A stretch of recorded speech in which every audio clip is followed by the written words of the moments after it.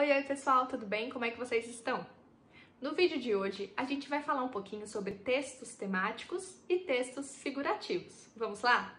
Em primeiro lugar, é muito importante ter em mente que quando vamos falar de texto, seja ele falado ou escrito, nós temos que pensar que por trás dele existe sempre uma intenção. O enunciador, quem vai escrever ou quem vai falar aquele texto, sempre tem uma visão de mundo.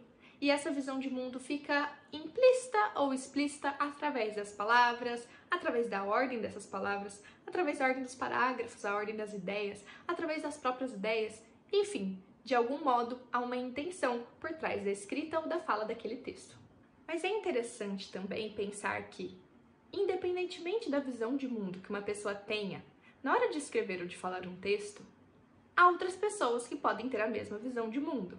Mas não há uma única maneira de dizer essa visão de mundo. Nós podemos dar essa mesma ideia, ter essa mesma intenção por trás do texto, mas falar isso de diferentes maneiras.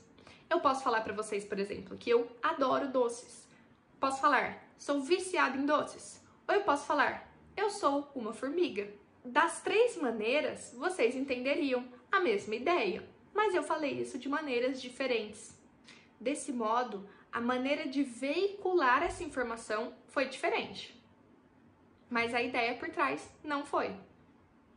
Essa é basicamente a diferença entre textos temáticos e textos figurativos. É a maneira como se vincula tal ideia. Os textos que usam palavras abstratas para expressar uma opinião explícita, nós vamos chamar de textos temáticos. Os textos que usam de uma linguagem mais abstrata para expressar uma ideia explícita, nós vamos chamar de textos temáticos. E é só pensar um pouquinho porque eles são chamados de temáticos. Porque o enunciador se posiciona a respeito de um tema. Ele vai dizer a opinião dele, a visão de mundo dele sobre aquele tema. Já aquele texto que deixa palavras concretas, mas não explicita seu ponto de vista, é chamado de texto figurativo, porque é o leitor, quem está lendo, que precisa ver o que aquelas palavras concretas significam. A opinião não está clara no texto. A gente, que é leitor, vai ter que ler aquele texto, procurar quais são as palavras concretas, que chamamos de figuras, para entender o que é que aquelas figuras querem nos dizer, qual é a mensagem que o enunciador quis explicitar para a gente através daquelas figuras. E é por isso que nós vamos chamar esse tipo de texto figurativo, porque vai usar geralmente uma linguagem figurada, com muitas figuras que a gente precisa interpretar o que significam. Quando eu digo que eu sou uma formiga, eu estou usando uma palavra concreta, né? A ideia da formiga. Mas eu não disse para o leitor o que ser uma formiga significa. E é ele que precisa desdobrar aquele raciocínio. Ele que precisa pensar o que significa ser uma formiga na nossa sociedade e o que tem a ver aquela pessoa dizer aquilo naquele contexto. Para aí sim entender qual é o posicionamento, o que o enunciador quis dizer. Pensando também nesse tipo de texto, numa área mais prática, é possível dizer que a maioria dos textos narrativos e descritivos são textos figurativos.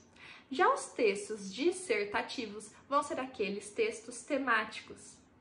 Lembra que nas dissertações de vestibulares o que é pedido é uma dissertação e o que é pedido é que você se posicione a respeito de um tema? Esse seria um texto temático. Agora, numa narração ou numa descrição, você pode usar essas metáforas, essas figuras, para ilustrar o seu texto, tornando um texto figurativo. Um outro tópico muito importante de abordarmos sobre textos é exatamente o humor. Estudar o humor é muito mais do que estudar coisas engraçadas. Você já parou para pensar por que alguns textos causam humor em algumas pessoas e em outras não? Ou por que algum texto é considerado, no senso comum, engraçado, mas algumas pessoas não acham ele engraçado? Ou porque em algumas vezes você vê que aquele texto tem humor, mas você não ri dele? O motivo do riso, o motivo do humor num texto é já há muito tempo estudado. E é uma coisa bastante séria de ser estudada. Uma coisa é certa. O que muitos estudiosos já conseguiram enxergar é que não é preciso ter bom humor para entender a comicidade por trás de um texto.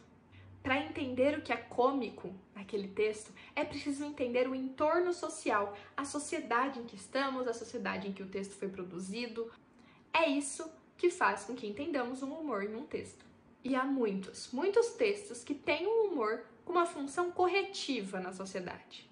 Um grandíssimo estudioso da linguagem, o linguista Círio Pocente, brasileiro, estudou muito tempo sobre humor, sobre piadas e conseguiu entender que é comum que o humor esteja associado a questões controversas em nossa sociedade. Temas políticos, temas religiosos, temas sobre preconceito, todos eles colocam ali em jogo exatamente as relações sociais.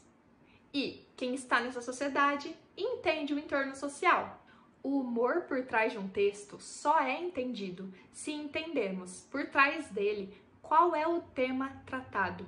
Qual é o tema na nossa sociedade sobre a qual aquela piada, aquela tirinha está se posicionando. O riso é, portanto, também uma maneira de compreender qual é o posicionamento daquele texto, como aquele texto é tratado na sociedade, como ele é visto pelos grupos sociais.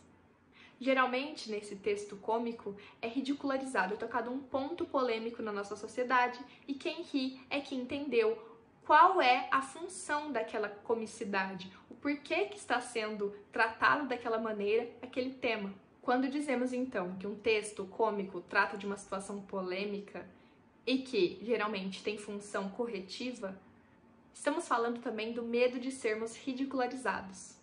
Nós, quando vemos algo que pensamos ser ridículo, tratamos como algo cômico e também temos ali no fundinho um medo dessa de ridicularização, um medo de sermos também os motivos do riso dos outros. Esse medo de sermos o foco, de sermos também ridículos, é que tem uma função de corrigir o que fazemos.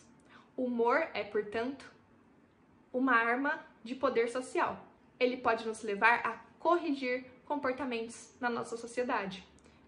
E é por isso que dizemos que os textos humorísticos, os textos cômicos, têm também por trás deles uma função corretiva. Espero que vocês tenham entendido tudo. Caso tenha ficado alguma dúvida, você pode me procurar. A gente se vê no próximo vídeo. Tchau, tchau!